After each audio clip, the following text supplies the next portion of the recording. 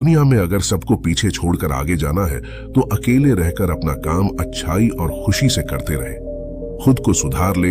अगर तू काम नहीं करेगा तो तेरा साथ कोई नहीं देगा। ऐसा महात्मा गौतम बुद्ध ने कई सालों पहले अपने शिष्यों से क्यों कहा था? इसके पीछे का कारण क्या है, कहानी क्या है, इसी के बारे में हम आज के इस वीडियो में जानेंगे। तो बिना देर किए चलिए वीडियो की शुरुआत करते हैं। स्वार्थी यानी कि स्वयं का अर्थ। जो इंसान स्वयं का अर्थ जानना चाहता है, जो खुद को समझना चाहता है, क्या वो इंसान आपकी नजर में गलत है? हम जब भी किसी को स्वार्थी कहते हैं तो उसका मतलब तो यही होता है कि वो आदमी स्वयं का अर्थ समझना चाहता है। तो फिर वो गलत कैसे हुआ? स्वार्थी शब्द दुनिया की नजर में, समाज की नजर में एक अलग ही नजरिए से समझा जाता है। अक्सर हम अपने आसपास ऐसे बेहद से लोगों को देखते हैं जो स्वभाव से बहुत अच्छे प्रतीत होते हैं, यानी कि सब लोगों की मदद करते हैं, सबसे अच्छा व्यवहार रखते हैं। लेकिन इसके साथ हमने ये भी देखा होगा कि ऐसे लोग जो स्वभाव के अच्छे होते हैं, दूसरों की मदद करते हैं, वो दुखी भी ज्यादा रहते हैं। और जो लोग स्वार्थी होते हैं वो फलते फूलते चले जाते हैं। तो ऐसे में परमात्मा की सत्ता पर उंगली उठाना निश्चित है। लेकिन अगर ये सत्य है तो हमें कौन सा मार्ग अपनाना चाहिए? क्या हम भी दूसरों के जैसे बन जाएं? पता नहीं आप में से कितने लोग ये मानते हैं कि अच्छे लोग जीवन में बहुत दुखी रहते हैं, लेकिन इसके पीछे का सत्य क्या है? अगर हम इसके पीछे का सत्य नहीं जानेंगे, नहीं पहचानेंगे, तो कहीं ना कहीं हमारा अवचेतन मन भी बुराई की तरफ झुक जाएगा। इसीलिए अपने मन में ऐसे विचार पनपने से पहले इस बात की पूरी सच्चाई, पूरा निष्कर्ष निकाल ले, ताकि भविष्य में आपको अपने अच्छे होने पे पश्चाताप ना हो, दुख ना हो। आज की जो बौद्ध कहानी मैं आपको सुनाने वाला हूँ, उसमें आपको 5 ऐसे तरीके पता चलेंगे जिसके माध्यम से अगर आप कर्म करते हैं तो आप अच्छे कर्म भी कर पाएंगे और दुखी भी नहीं होंगे। एक गांव में आनंद नाम का एक युवक रहता था। उसका भरा पूरा परिवार था। उसके 2 बच्चे थे, उसकी पत्नी थी, लेकिन उसके माता पिता इस दुनिया से चल बसे थे। इसीलिए पूरे परिवार की जिम्मेदारी उसी के कंधों पर थी। बच्चे अपनी पढ़ाई करते थे और उसकी पत्नी अपने घर गृहस्थी के कामों के साथ गाय, भैंस, बकरी इत्यादि का दूध बेचकर अपना घर चलाती थी और आनंद पहाड़ में पत्थर तोड़ने का काम करता था। बहुत ही मेहनत भरा काम था। पूरे दिन काम करता तो रात को थक कर घर पर वापस लौटता। लेकिन इतनी मेहनत करने के बाद भी अगर आनंद को गांव का कोई भी आदमी मदद के लिए बुलाता तो आनंद कभी भी मना नहीं करता था। उसके जीवन का एक ही सिद्धांत था, अगर मैं दूसरों की मदद करूंगा तो परमात्मा मेरा साथ देंगे, परमात्मा मेरे साथ कुछ बुरा नहीं होने देंगे। आनंद अपने इस सिद्धांत का पालन बहुत ही कड़ाई के साथ करता था। वह इस सिद्धांत पर इतना विश्वास करता था कि अगर कोई बाहर का आदमी उससे मदद मांग ले तो वो अपने घर का काम भी अधूरा छोड़कर उस आदमी की मदद करने के लिए पहुंच जाता था, जिसकी वजह से उसकी पत्नी बहुत परेशान रहती थी। वो अक्सर आनंद को समझाने की कोशिश करती थी कि सबसे पहले अपना काम, अपने परिवार को देखो। 2 बच्चे हैं हमारे और फिर भी तुम दूसरों के काम करने में लगे रहते हो। अरे अपने घर को तो संभालो। अपना घर संभाल नहीं रहा, दूसरों की मदद करने चले हैं। और जब ऐसी ऐसी बातें आनंद के कानों में पड़ती तो उसके हृदय में कांटा चुभने लगता था और उन दोनों में लड़ाई झगड़ा शुरू हो जाता था। अक्सर उनके लड़ाई झगड़े का यही सबसे बड़ा कारण होता था।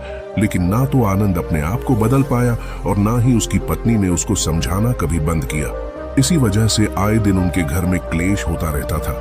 जहां तक उस गांव वालों की बात थी तो वो आनंद के स्वभाव को जानते थे और वो जानबूझकर जो काम आसान भी होता था, उनके सामर्थ्य में भी होता था, उस काम के लिए भी वो आनंद को बुलाते थे ताकि उन्हें कम मेहनत करनी पड़े। कहने का अर्थ ये है कि गांव वाले आनंद के इस शिष्टाचार का फायदा उठाते थे, लाभ उठाते थे और सब पीछे से उसका मजाक उड़ाते थे, उसे बेवकूफ कहते थे। ऐसे ही समय भी तरह और एक दिन आनंद की पत्नी बहुत ज्यादा बीमार पड़ गई। आनंद से जो कुछ भी सेवा हो सकती थी उसने वो सब अपनी पत्नी के लिए किया। उसने गांव के वैद्य को बुलाकर अपनी पत्नी की जांच करवाई, लेकिन ये रोग उस वैद्य की पकड़ के बाहर था। इसीलिए उस वैद्य ने कहा कि तुम अपनी पत्नी को नगर में जाकर किसी बड़े वैद्य को दिखाओ तो तुम्हारी पत्नी की जान बच सकती है। जल्द से जल्द नगर पहुंचने की व्यवस्था करो, नहीं तो तुम्हारी पत्नी के प्राण संकट में हो जाएंगे। ये सुनकर आनंद के पैरों तले जमीन फिसल गई। उसने ये नहीं सोचा था कि उसकी पत्नी के प्राण संकट में है। वो सोच रहा था कि कोई साधारण सा रोग होगा जिसका इलाज हो जाएगा, लेकिन जब उसने वैद्य की यही बात सुनी तो वो घबरा गया।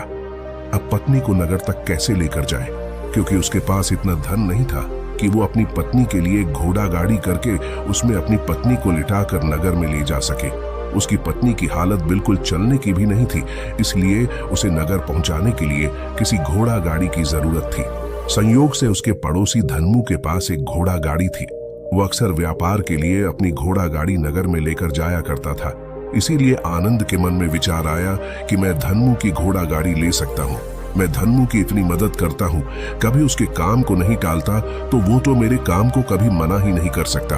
और यही सोचकर वो घोड़ा गाड़ी लेने के लिए धन्मू के पास पहुंच जाता है। लेकिन धन्मू बहुत ही चालाक इंसान था।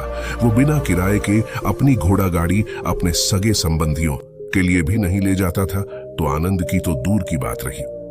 जब आनंद ने उससे घोड़ा गाड़ी के बारे में पूछा तो उसने ये कहकर उसका ये काम टाल दिया कि मेरे घोड़े बहुत ज्यादा बीमार हैं, वो शायद बच भी मुश्किल से पाएंगे। 5 दिनों से वो कुछ नहीं खा रहे। तो ऐसे में बेचारा घोड़ा गाड़ी लेकर कहा, नगर तक पहुंच पाएगा? हाँ, अगर तुम कुछ धन की व्यवस्था कर सकते हो तो मैं अपने एक मित्र की घोड़ा गाड़ी तुम्हारे लिए मंगवा सकता हूं। यह सुनकर आनंद परेशान और चिंतित हो गया, क्योंकि उसके पास धन तो था ही नहीं। इसका मतलब उसकी पत्नी बड़े नगर में वैद्य के पास इलाज के लिए पहुंच ही नहीं पाएगी। उलझन भरे हुए विचार लिए हुए जब आनंद वापस आ रहा तो उसने एक दिल दहलाने देने वाला दृश्य देखा। उसने देखा कि धन्मू के घोड़े, जो धन्मू के अनुसार बीमार थे और कुछ खा भी नहीं रहे थे, वही घोड़े गांव का ही एक युवक उसकी बाड़ से खोलकर बाहर ला रहा था और गाड़ी में उसको जोत रहा था। ये देखकर पहले तो आनंद को कुछ समझ में नहीं आया। उसके बाद जब आनंद ने उस युवक से पूछा तो उसने बताया कि धन्मू ने ये घोड़ा गाड़ी उसे किराए पर दी है। ये सुनकर आनंद का दिल टूट गया। उसने कभी सपने में भी नहीं सोचा था कि उसका सबसे अच्छा मित्र धन्मू उसके साथ ऐसा कर सकता है। हालांकि ये इस बात पर दुखी होने का वक्त नहीं था, इसीलिए आनंद वहां से जल्दी से लौट जाता है और गांव के ही एक सेठ के पास जाकर कुछ धन उधार लेकर धन्मू को दे देता है।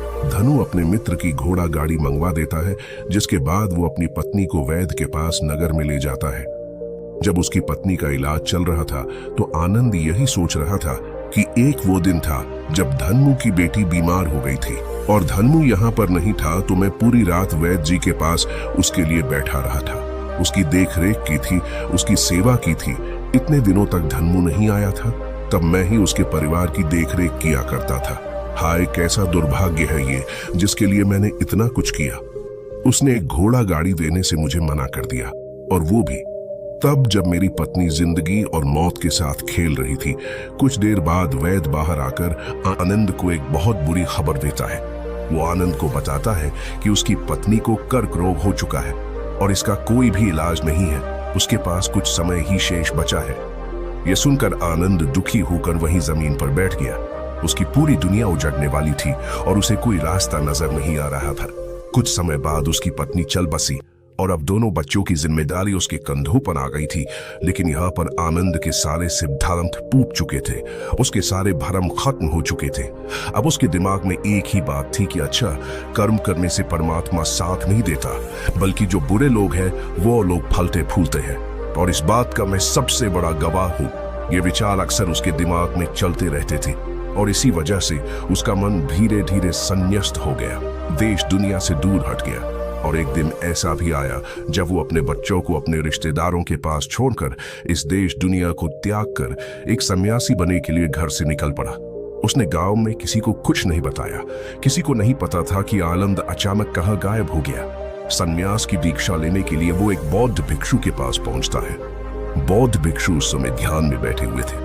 ध्यान से बाहर आने के बाद वो बड़े ध्यान से आनंद के चेहरे को देखते हैं और उससे सन्यासी बनने का कारण पूछते हैं। इस पर आनंद उन्हें अपनी पूरी आप बीती सुना देता है और कहता है कि हे महात्मा, इस दुनिया से मुझे कुछ भी हासिल नहीं हुआ। मेरा मन इस दुनिया से विरक्त हो चुका है। जब अपने दोस्तों ने ही मेरा साथ नहीं दिया तो इस दुनिया में रहने का क्या मतलब, और इसी वजह से मैं सन्यासी बनना चाहता हूँ। यह सुनने के बाद बौद्ध भिक्षु ने उपदेश देना शुरू किया। उन्होंने कहा कि याद रखना बेटा, जीवन से विरक्त होकर सन्यासी बनना तुम्हें परम सुख तक कभी नहीं पहुंचा सकता, परमानंद तक कभी नहीं पहुंचा सकता। तुम दुनिया से अपने मन पर एक बोझ लेकर विरक्त हुए हो। तुम दुनिया से परमात्मा की खोज करने के लिए विरक्त नहीं हुए हो। इस भ्रम में कभी मत रहना तुम संसार से विरक्त हुए हो, क्योंकि संसार ने तुम्हें धोखा दिया, ऐसा तुम्हें लगता है। इसीलिए तुम परमात्मा पे कभी विश्वास नहीं कर पाओगे और ना ही उन पर अपनी पूर्ण आस्था बना पाओगे। इसीलिए सन्यासी होने का भी तुम पूरा लाभ कभी नहीं उठा पाओगे। सन्यासी होने का लाभ तब मिलता है जब हमारी प्रभु में, परमेश्वर में, परमात्मा में पूर्ण आस्था बन जाती है। मैं तुमसे पूछता हूं, या तुम्हारी आस्था परमात्मा में है? यह सुनकर आनंद कहता है कि हे महात्मा, मैं तो दुनिया देखकर आया हूं कि जो बुरे कर्म करता है वो फलता फूलता है, और जो अच्छा काम करता है उसे कुछ भी नहीं देता। परमात्मा उसे दुख ही दुख देता है। इसीलिए मैं परमात्मा पर अपनी पूर्ण आस्था कैसे बना सकता हूं? यह सुनकर उस बौद्ध भिक्षु ने कहा कि यही तो मैं तुम्हें समझाना चाहता हूं कि तुम पूरी ऊर्जा अपनी सन्यासी जीवन में लगाओ और उसके बाद भी तुम्हें फल प्राप्त ना हो तो तुम्हें कैसा लगेगा। इसीलिए किसी की भी मदद करने के लिए मैं 5 सिद्धांत तुम्हें बताता हूं। ये 5 सिद्धांत समझकर संसार में वापस लौट जाओ और संसार में एक ग्रस्त जीवन जियो। उसके बाद ही सन्यासी जीवन का उदय होता है। जब हम अपने ग्रस्त जीवन को पूर्ण रूप से समझ लेते हैं और अपनी जिम्मेदारियों का निर्वाह कर देते हैं। ये कहकर बौद्ध भिक्षु ने कहना शुरू किया कि जब भी तुम किसी की सहायता करते हो, किसी की मदद करते हो, तो उसमें सबसे पहली बात, सबसे पहला सिद्धांत जो ध्यान में रखने का होता है वो होता है कि किसी की मदद करते वक्त, किसी की सहायता करते वक्त कभी भी उससे उम्मीद मत रखना। ये मत सोचना कि आज मैंने इसकी सहायता कर दी, मदद कर दी, तो कल बदले में ये भी मेरी सहायता करेगा, मेरी मदद करेगा। अगर तुम ऐसा सोचोगे तो तुम्हें जीवन में दुखों का सामना करना ही पड़ेगा, क्योंकि एक नहीं तो दूसरा, या दूसरा नहीं तो तीसरा कोई ना कोई तुम्हारी उम्मीद जरूर तोड़ेगा। और वास्तविकता में वो मदद या वो सहायता नहीं होती, वो हमारे लालच का ही एक रूप होता है। हम उसकी सहायता या मदद निर्भर तरीके से नहीं कर रहे हैं। हमारे मन में लालच का भाव है, हमारे मन में बदले का भाव है। हम ये सोचकर मदद करते हैं कि इसकी मदद कर देता हूं तो कल ये मेरा भी मदद करेगा, और यही लालच हमें अक्सर उन लोगों की मदद करने पर विवश करता है जो किसी न किसी रूप में धनवान होते हैं, क्योंकि हमें लगता है कि कल ये आदमी धन के द्वारा मेरी मदद कर सकता है। और इसीलिए जिस इंसान को वास्तविकता में मदद की आवश्यकता है, हो सकता है वो गरीब हो, लेकिन हमारा मन अपने लालच के वशीभूत होकर उसकी मदद कभी नहीं करेगा। इसीलिए किसी की मदद और किसी की सहायता करने के अपने विचार को विस्तार दो। केवल एक प्रकार के वर्ग के लिए अपनी सहायता या अपनी मदद पेश मत करना, उन सब के लिए समान होनी चाहिए। जरा सोचो, एक तरफ तुम्हारा मित्र हो जिसके पास धन है, संपदा है, और दूसरी तरफ कोई गरीब औरत हो जो भूखी बैठी हुई है। तुम्हारा दोस्त तुमसे कहता है कि यार आज तो खाने के लिए अच्छे अच्छे पकवान मंगवा लो बाजार से, और दूसरी तरफ वो औरत तुमसे 2 सूखी रोटी मांग रही है, तो तुम किसकी मदद करोगे? कौन मदद का हकदार सबसे पहले है? सबसे पहले हमारा कर्तव्य बनता है कि उस औरत की भूख मिटाए, लेकिन अक्सर इंसान ऐसे नहीं सोचता।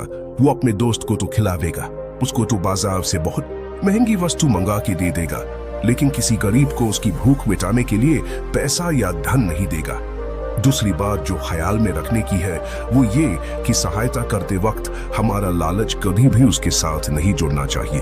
अक्सर हम जब किसी की मदद करते हैं तो हमारा लालच और हमारा स्वार्थ उसके साथ जुड़ा होता है, और हम अपनी भविष्य की योजना तैयार करके उस आदमी की मदद करते हैं। हम ये सोचते हैं कि अगर मैं इसका ये काम करेगा तो भविष्य में ये आदमी मेरा वो काम पूरा कर देगा, और वो सहायता, वो मदद बिल्कुल भी परमात्मा के द्वार को नहीं खटखटाती, क्योंकि वो लालच है। आप अपने आप को धोखा देने के लिए अपने लालच को एक सहायता, एक मदद का रूप दे रहे हैं। तीसरी बात जो ख्याल रखने की है वो ये कि अपने सामर्थ्य के हिसाब से दूसरे की मदद करो। कभी भी एक ग्रस्त आदमी को किसी की इतनी सहायता नहीं करनी चाहिए जिससे कि उसका परिवार और उसके बच्चे कष्ट में जीवन बिताए। सबसे पहला फर्ज हमारा होता है अपने परिवार को सुखी रखना, उनकी जरूरतें पूरी करना, और उसके बाद दूसरों की मदद करना आता है। लेकिन कुछ लोग दूसरों की मदद पहले करते हैं और अपने परिवार को मदद कम देते हैं, जिससे कि परिवार में लड़ाई झगड़े आए दिन पनपते रहते हैं, और ये सब हम समाज में देखते रहते हैं। अपने आसपास। अगली बात जो ख्याल में रखने की होती है वो ये कि अपना कर्म, अपनी जिम्मेदारियां पहले निभानी होती है। हम अपना कर्म, अपना काम छोड़कर पहले दूसरों की मदद करने के लिए चले जाते हैं, और जब दूसरा बदले में हमारी मदद नहीं करता तो हमारा दिल दुखी हो जाता है। हम सोचते हैं कि मैंने तो अपना काम छोड़कर उस आदमी की मदद की थी और वो आदमी मेरी मदद ही नहीं कर रहा है। इसीलिए अपना कर्म सर्वोपरि, अपना कर्म सबसे ऊपर, क्योंकि वही काम करने के लिए इस दुनिया में हमारा जन्म हुआ है। और सबसे आखिर में जो बात समझने की है वो ये कि परमात्मा की मर्जी से ही सब कुछ होता है। हमारा कर्तव्य है अपने कर्म को करते जाना। कर्मी धर्मी तो ऊपर वाले के हाथ में है, इसीलिए जो कुछ भी होता है सब ऊपर वाले पे छोड़ दो। अगर तुम्हें कोई धोखा भी देता है तो यह समझ के चलो कि वो सब ऊपर वाले की करनी होती है। आप ये मान के चलो कि मैं करता नहीं हूं, मैं तो एक माध्यम हूं, करवाने वाला तो वो है, उसके सामने किसकी मर्जी चली।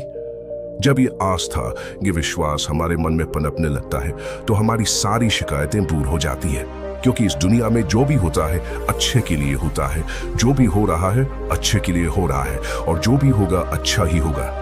चाहे हमारी बुद्धि आज वर्तमान में इस सिद्धांत को ना समझ पाए, लेकिन जीवन में कभी ना कभी किसी ना किसी मोड़ पर आपको जरूर ये एहसास होगा कि जो हुआ था वो अच्छे के लिए ही हुआ था। इसीलिए सारी शिकायतें दूर कर दो और बस अपना कर्म करते जाओ। अपने ग्रस्त जीवन को पूर्ण रूप से जिलो, और उसके बाद ही सन्यासी जीवन की नींव होती है। इसके बाद बौद्ध भिक्षु ने आनंद को कहा कि वापस अपने गांव लौट जाओ, अपनी बेटियों को वापस लेकर आओ, उन्हें पालो पोसो, अपने बच्चों को वापस लेकर आओ, दूसरी शादी कर लो, लेकिन बच्चों का पालन पोषण अच्छे तरीके से करो। यह सुनकर आनंद अपने बच्चों के साथ अपने गांव में वापस लौट आता है। गांव में किसी को खबर नहीं थी कि आनंद कहां पर गया हुआ था और वो क्या जान लेकर वापस लौटा है। लेकिन अगले दिन सुबह सुबह गांव वालों में आनंद के चेहरे पर एक अलग ही चमक, एक अलग ही आभा पाई। तो इस कहानी से हमें यह सीख मिलती है कि दूसरों के पीछे भागने से अच्छा है अकेले रहकर अपने आप को सुधारो और अपनों का काम बड़े ही खुशी से करो, और शांत रहकर अपने आप की दिमाग की मनस्थिति को सुधारो। तो अब हम आपको बताएंगे कि शांत रहने के क्या क्या फायदे हैं। तो चलिए शुरुआत करते हैं। हर तरफ शोर शराबे और भाग दौड़ के बीच खामोशी की अपनी अलग ही खासियत है। आपने कई कविताओं में भी पढ़ा होगा कि मौन रहकर एक दूसरे की बात को समझना सबसे सुंदर संवाद है। लेकिन क्या आप ये जानते हैं कि चुप रहने के अपने शारीरिक और मानसिक फायदे भी हैं? विशेषज्ञ मानते हैं कि मौन यानी शांत रहने से व्यक्ति अधिक दिमागदार और उत्पादक बनने की ओर अग्रसर होता है। इससे उसके मानसिक और शारीरिक स्वास्थ्य दोनों में सुधार हो सकता है। मौन धारण करने का महत्व आज हम जिस युग में जी रहे हैं उसमें टेक्नोलॉजी एक महत्वपूर्ण भूमिका निभाती है। जहां लोग एकांत की खोज में लगे रहते, वो खुद को इन्हीं टेक्नोलॉजी को कहीं गुम कर देते हैं। लेकिन मौन को मन में बैठाने की दिशा में पहला कदम यह है कि आप अपने मानसिक स्वास्थ्य को अन्य सभी पहलुओं से बढ़कर समझें और फिर उन तकनीकों को शामिल करने का सचेत प्रयास करें जो आपको मौन रहने की आत्मीय उदारता और शक्ति का अनुभव करने की अनुमति दे। गाड़ियों के बेतहाशे हॉर्न से लेकर आसपास बजने वाले म्यूजिक, ऑन डिमांड शो और लोगों की छटर-पटर से लेकर आपकी बिल्डिंग के ऊपर से उड़ते हुए हवाई जहाज की आवाज तक, हर तरफ एक घना शोर है जिसमें दूसरों की तो क्या, कभी कभी खुद की भी आवाज नहीं सुन पाते। आपके अंतर्मन की आवाज, जिसे सुनने से आपके जीवन की आधी परेशानी का समाधान मिल सकता है। वैज्ञानिक प्रमाणों के अनुसार यह हमारे स्वास्थ्य के लिए बहुत अच्छी बात है लेकिन शांत रहना ब्लड प्रेशर कम कर सकता है, एकाग्रता और ध्यान में सुधार ला सकता है, परेशान करने वाले विचारों को शांत कर सकता है, मस्तिष्क के विकास को बढ़ावा दे सकता है, कोर्टिसोल को कम कर सकता है, अंदर की रचनात्मकता को बढ़ावा मिलता है, अच्छी नींद को बढ़ावा मिलता है, दिमागी रूप से स्वस्थ महसूस कर सकते हैं। हालांकि यहां मौन रहने का मतलब परेशानी में भी चुप्पी साधे रहने से नहीं है, बल्कि अनावश्यक किसी भी शोर से दूर रहने और ध्वनि प्रदूषण से बचना है। मौन रहते हुए धीरे धीरे गहरी सांस लेने से और भी फायदे मिल सकते हैं। चुप रहना है अनेक समस्याओं का हल, तनाव घटाने और एकाग्रता बढ़ाने के लिए हम आपको अब 9 फायदे बनाएंगे। मेडिटेशन और ध्यान लगाना खुद को शांत करने और तनाव घटाने का एक बेहतरीन तरीका है। आपने ध्यान दिया होगा कि हर धर्म और संस्कृति ने शांत और मौन रहने को महत्व दिया गया है। चाहे आप इसे धार्मिक नाम दें या जीने का एक तरीका माने, लेकिन दिन भर में कुछ समय तक शांत रहना आपके स्वास्थ्य के लिए बहुत फायदेमंद साबित होता है। कई साइकोलॉजिस्ट भी कॉन्फिडेंस बढ़ाने, कंसंट्रेशन बढ़ाने, मन की शांति और पॉजिटिव थिंकिंग के लिए कुछ मिनट मौन धारण करने की सलाह देते हैं।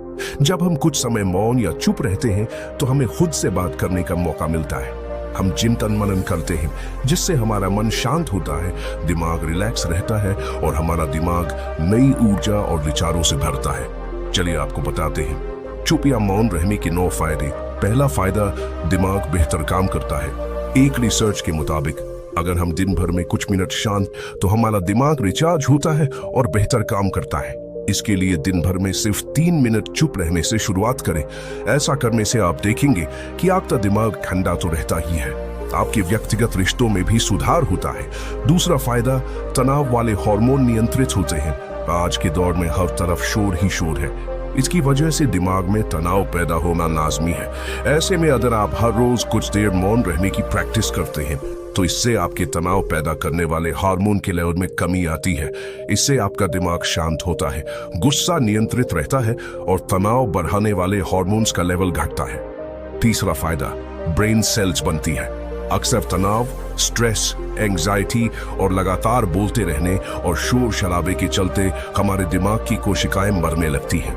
ऐसे में कुछ देर मौन रहने से हमारे दिमाग की सेल्स दोबारा बनती है और उनका पुनर्निर्माण हमारे दिमाग की शक्ति बढ़ाता है।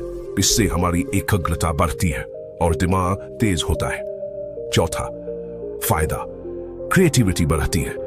जब हम दिन भर की उलझनों में उलझे रहते हैं, इस वजह से हम शांत होकर सोचने समझने की क्षमता खोने लगते हैं। इस वजह से हमारी क्रिएटिविटी खत्म होने लगती है।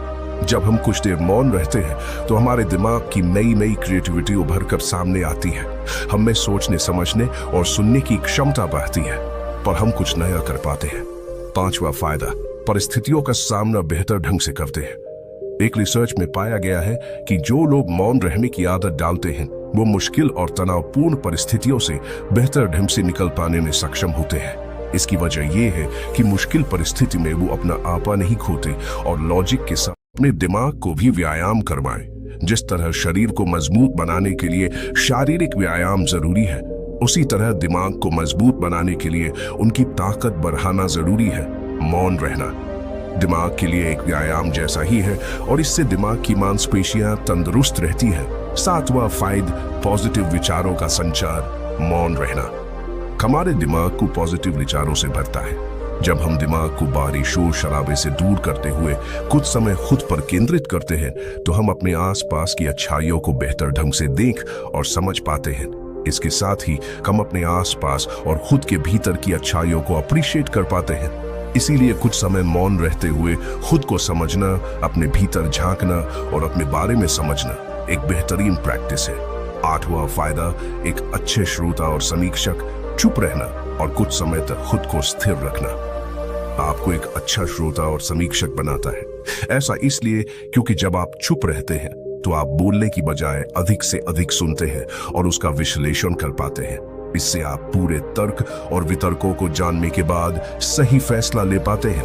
आप सभी पक्षों को सुनते, समझते और डिसीजन ले पाते हैं। चुप रहना आपके दिमाग को शांत करता है और आपको लॉजिकल समीक्षक बनाता है। नौवां फायदा, कैसे रखें खुद को। कुछ मिनटों के लिए मौन रहने के लिए लोग बहुत तरीकों का सहारा लेते हैं। कुछ भगवान के नाम का जाप करते हैं, कुछ आपके कृत्यों का विश्लेषण करते हैं, वहीं कुछ लोग माइंडफुलनेस प्रैक्टिस अपनाते हैं। चलिए आपको बताते हैं खुद से जुड़ते हुए मौन धारण करने के कुछ आसान तरीके। माइंडफुलनेस एक बेहतरीन मेडिटेशन प्रैक्टिस है जो आपको शांत रखने के साथ ही एंजाइटी और दिमाग को कंट्रोल करने का काम करती है। इसके लिए आप ये स्टेप्स अपना सकते हैं। पहला स्टेप, सबसे पहले आराम की अवस्था में बैठ जाएं और अपनी आंखों को रिलैक्स करते हुए मूंद लें। दूसरा स्टेप, अब अपनी सांसों पर पूरा ध्यान केंद्रित करें। अपनी सांस के उठने और गिरने की गति पर ध्यान दें और अपना दिमाग बाहरी शोर से दूर सिर्फ और सिर्फ अपनी सांसों पर केंद्रित करें। तीसरा स्टेप, अपनी सांसों पर ध्यान देना आपके पूरे शरीर को शांत करता है, दिमाग में रक्त संचार बढ़ाता है और तनाव दूर करने में मददगार होता है। चौथा स्टेप, खुद को शांत करते हुए अपने पूरे शरीर को अंदर ही अंदर स्कैन करना भी फायदेमंद साबित होता है। इससे आपको अपने शरीर के बारे में बेहतर समझ में आता है। इससे आपके दिमाग और शरीर के बीच में बेहतर संबंध स्थापित होता है। हम उम्मीद करते हैं कि ये जानकारी आपके काम आएगी। तो चलिए जानते हैं हमारे शब्दों में कितनी ताकत होती है एक कहानी के माध्यम से।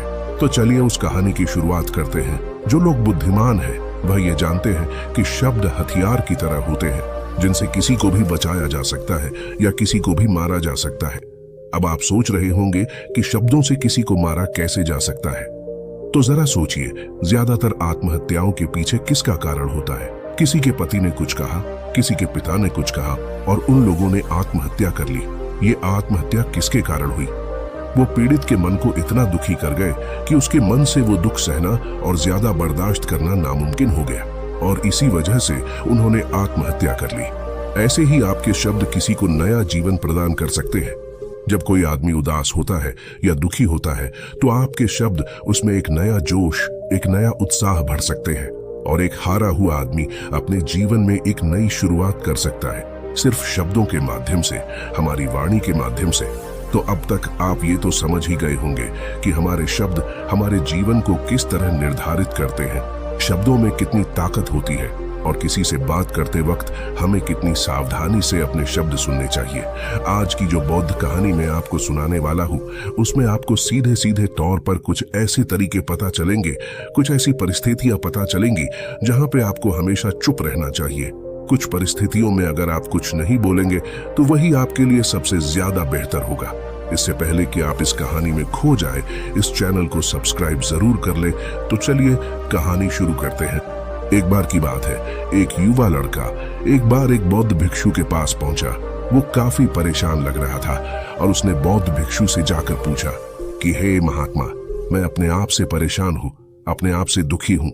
बाहरी रूप से मुझे कोई दुख नहीं है, मैं धन धान्य संपन्न हूँ, मुझे कोई शारीरिक रोग भी नहीं है, लेकिन मैं खुद से परेशान रहता हूँ, अपने मन से परेशान रहता हूँ। अक्सर मेरी बातों को मेरा कोई भी दोस्त गंभीरता से नहीं लेता है और ना ही मेरे परिवार के लोग मेरी किसी बात को गंभीरता से लेते हैं। मैं जो कुछ भी सलाह देता हूँ या तो वह उसे मजाक में उड़ा देते हैं या फिर उसे गंभीरता से लेते ही नहीं है। मेरी बातों को कोई गंभीरता से क्यों नहीं लेता है? क्यों मेरी बातों पर कोई अमल नहीं करता? क्यों मेरी बातों में कोई रुचि नहीं दिखाता? क्या कारण है? कृपया मुझे बताने का कष्ट करें और मेरे मन के इस दुख को दूर करें। ये सुनकर बौद्ध भिक्षु ने कहा कि आज सुबह मैं चालित ध्यान करके वापस आ रहा था। रास्ते में कुछ कौवे कांव कांव कर रहे थे और वहीं पर जब मैं चलता हुआ कुछ दूर आया तो मुझे एक मोर की मधुर आवाज सुनाई दी। ये सुनकर अचानक मेरे मन में ख्याल आया कि कौवे कितना कांव कांव करते हैं, कितना बोलते रहते हैं, लेकिन कोई भी प्राणी कौवे की आवाज को पसंद नहीं करता। मोर हमेशा सही परिस्थिति के हिसाब से बोलता है। जब भी बारिश होने वाली होती है और बादल गरजते हैं और बारिश होने की आशंका होती है, ऐसे में मोर अपनी मधुर आवाज में गाता है जो सभी को प्रिय होता है, सभी को अच्छा लगता है। ऐसे ही अगर इंसान सही परिस्थिति के हिसाब से सही शब्द बोले, सही वाणी बोले, तो वही वाणी दूसरों के लिए संगीत हो जाती है, संगीत बन जाती है और दूसरे लोग तुमसे सम्मोहित हो जाते हैं और वहीं पर तुम्हें सब लोग गंभीरता से लेने लगते हैं। और दूसरी तरफ अगर तुम यूं ही बेफिजूल ऐसे ही बोलते रहते हो, बिना किसी बात के बोले चले जाते हो, तो फिर तुम्हें कोई गंभीरता से नहीं लेता। तुम उस कौवे की भांति हो जाते हो जिसकी वाणी कोई पसंद नहीं करता और बाद में तुम्हें दुख होता है कि तुम्हें कोई गंभीरता से क्यों नहीं लेता। इसीलिए अपने शब्दों को बेहद बुद्धिमानी के साथ इस्तेमाल करना सीखो। अगर तुम नहीं सीखोगे तो समाज में तुम्हें कोई सम्मान या कोई गंभीरता से नहीं लेगा।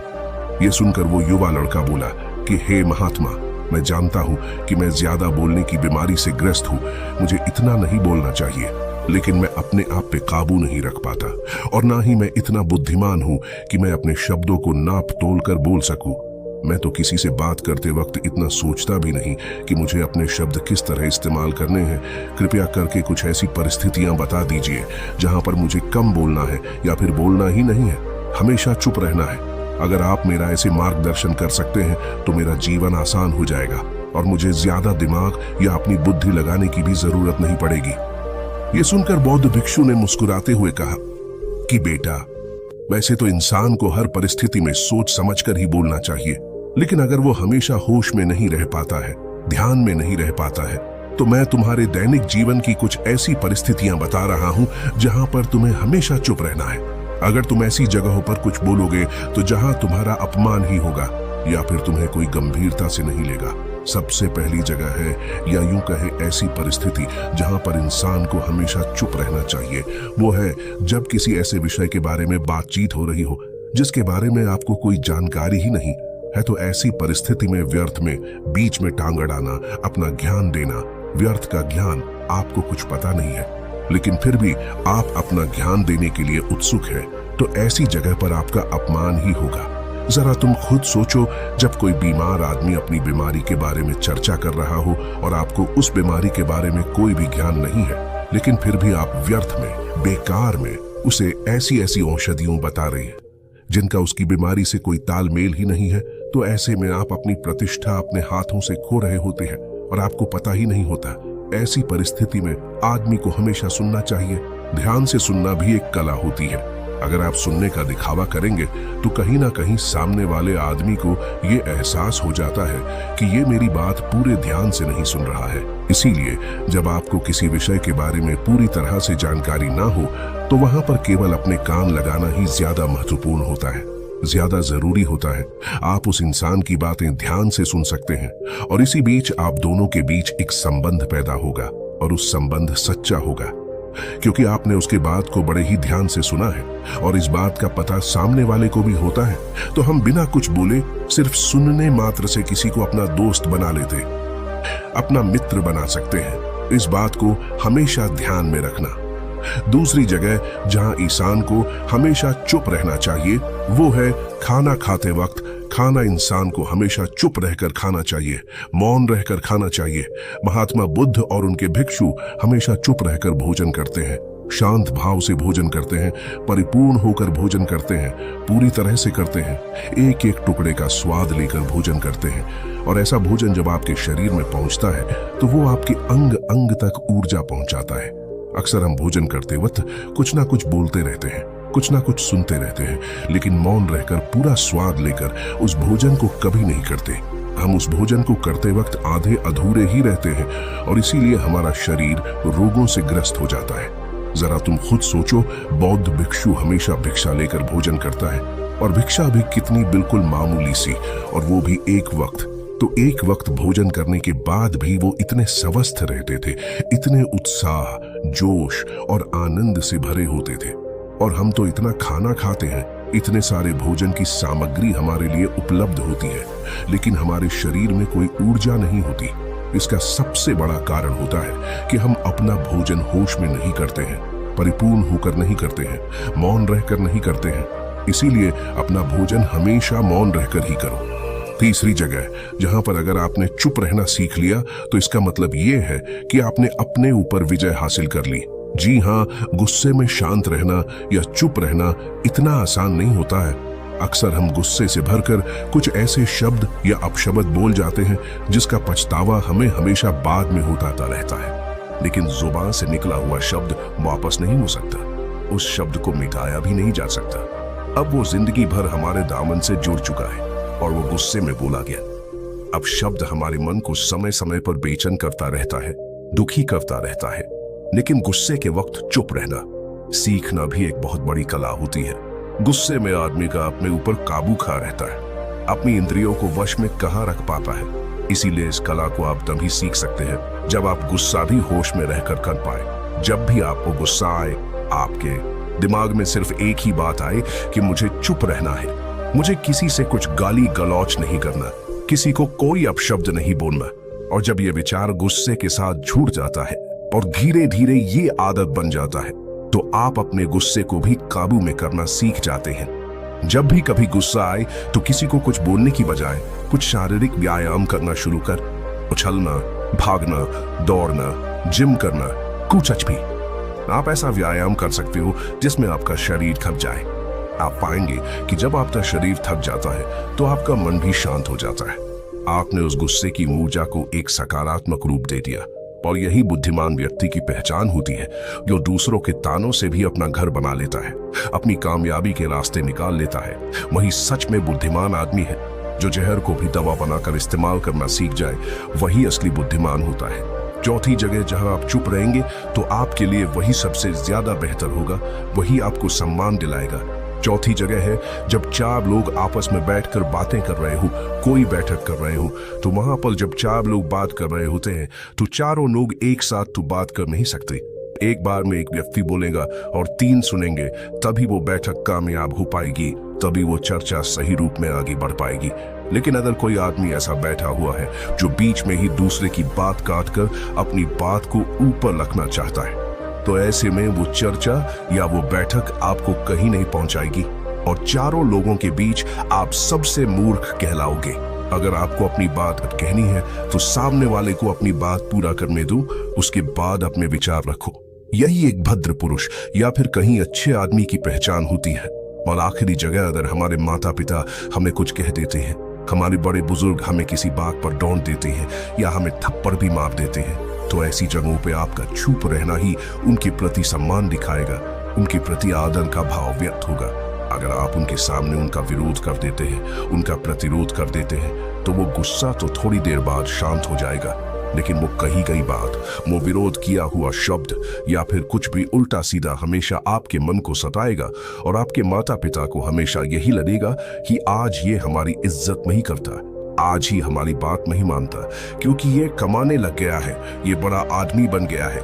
ऐसी ऐसी बातें उठेंगी, ऐसे ऐसे तंज कसे जाएंगे।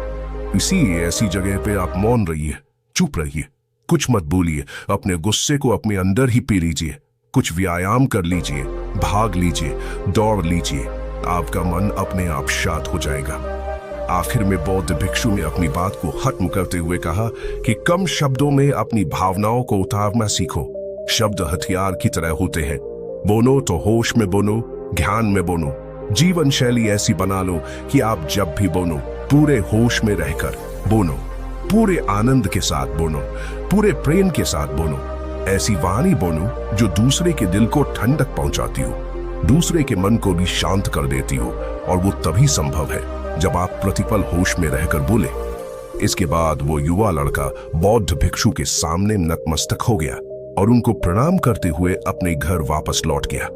अब हम जानेंगे महात्मा गौतम बुद्ध के अनुसार अपने मन को जल्दी से जल्दी वश में कैसे किया जाए।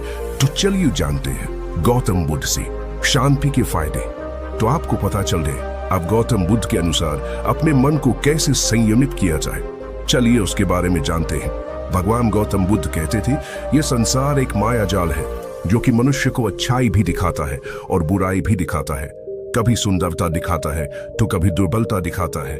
कभी ये संसार मनुष्य को आकर्षित करता है और कभी कभी मनुष्य को इतना उलझा देता है कि मनुष्य को खुद के जीवन का ध्यान ही नहीं रहता। इसलिए संसार के माया जाल से बचने के लिए भगवान गौतम बुद्ध कहते हैं, जो पुरुष अपने खुद के इंद्रियों से कभी नहीं हारा, वह संसार से या पूरे ब्रह्मांड के किसी भी चीज से कभी हार ही नहीं सकता। वह मनुष्य जहां भी हो उसकी विजय निश्चित है। दोस्तों, आपको बता दे कि इंद्रियों का मतलब होता है कान, नाक, त्वचा, जीभ, हाथ। इन 5 शरीर के भागों को मुख्य इंद्रियां कहा जाता है। इन इंद्रियों को जो पुरुष या स्त्री अपने मन से संयमित कर पाते हैं, वह पुरुष या स्त्री बड़ी ही आसानी से संसार के महासागर को पार कर लेते हैं। यानी कि किसी भी चीज से वह आकर्षित नहीं होते और अपना कर्म बड़े ही विश्वास के साथ करते रहते हैं। ऐसे ही मनुष्य संसार में या इस लोक में या परलोक में बार बार विजयी होते रहते हैं। तो चलिए जानते हैं कि हमारे मन को कैसे वश में किया जाए ताकि हम इस संसार के माया जाल में फिर से न फंसे। भगवान गौतम बुद्ध कहते हैं, मन को वश में करने के लिए सबसे पहले आपको यह जानना होगा कि आपके शरीर से श्रेष्ठ आपकी इंद्रियां होती है, आपकी इंद्रियों से श्रेष्ठ आपका मन होता है और आपके मन से श्रेष्ठ आपकी बुद्धि होती है, और अंततः बुद्धि से श्रेष्ठ आपका आत्मा होता है और आत्मा से भी श्रेष्ठ परमात्मा होते हैं, यानी भगवान होते हैं। तो अगर आपके मन को वश में करना है तो सबसे पहले आपकी बुद्धि में यह विचार करें कि मैं आज से बुरे कामों के बारे में सोचूंगा भी नहीं और मेरे अच्छे काम विश्वास से करता रहूंगा। दोस्तों, अगर आप बुरी आदतों के बारे में सोचोगे ही नहीं तो वह आदतें आपकी बुद्धि पर हावी नहीं होगी और आप कभी गलत काम नहीं करोगे। तो सबसे पहली बात तो ये है कि अपने बुद्धि में से बुरी आदतों को निकाल दो और अपनी बुद्धि में जो भी आपका काम है उस काम के बारे में विचार डालना शुरू कर दो।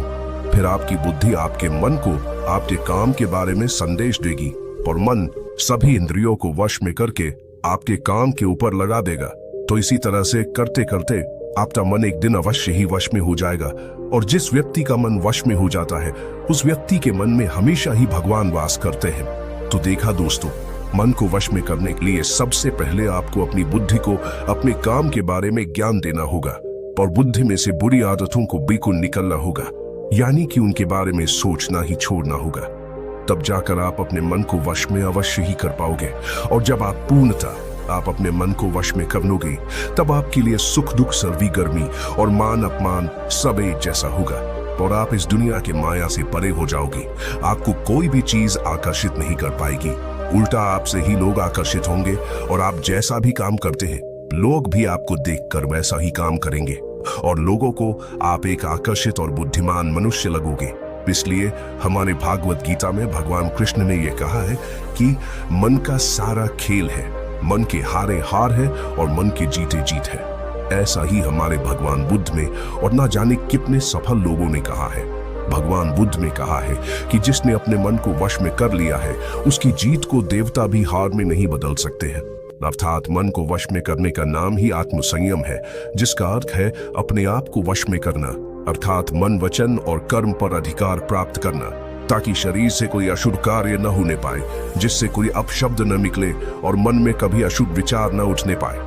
यदि मनुष्य अपनी इंद्रियों का प्रयोग उचित ढंग से करता है तो ही उस मनुष्य को दूसरों को ज्ञान देने का अधिकार है। यदि उसका अपने मन पर अधिकार नहीं है, उचित और अनुचित का ज्ञान नहीं है, तो वह मनुष्य के पद से गिरकर अन्य योनियों में गिने जाने योग्य हो सकता है।